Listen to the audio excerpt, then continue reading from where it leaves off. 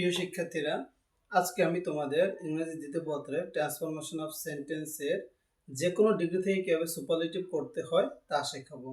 এর আগে যে কোনো ডিগ্রি থেকে কীভাবে পজিটিভ করতে হয় আমি তা শিখিয়েছিলাম, এবং যে কোনো ডিগ্রি থেকে কীভাবে কম্পারেটিভ করতে হয় তা শিখিয়েছিলাম। আজকে আমি যে কোনো ডিগ্রি থেকে কীভাবে সুপারলেটিভ করতে হয় তা শেখাবো।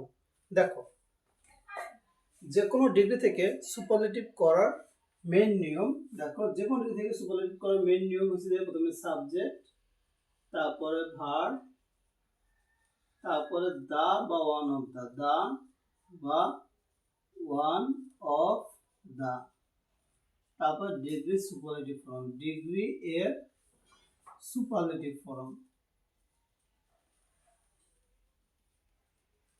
ফ্রম প্লাস বাকি অংশ। দেখো, যে কোনো ডিগ্রি থেকে সুপারলেটিভ করার নিয়ম হিসেবে প্রথমে সাবজেক্ট বসবে, তারপরে ভার্ব বসবে, তারপরে দা বা ওয়ান অফ দা, তারপর ডিগ্রি সুপারলেটিভ ফর্ম প্লাস বাকি অংশ।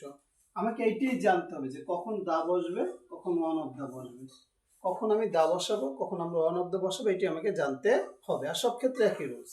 তাহলে দেখো, আমরা কখন দা বসাবো, কখন ওয়ান অফ দা বসবে, এর কিছু নিয়ম আছে, আমি এখন তোমাদেরকে দেখাবো। Then any other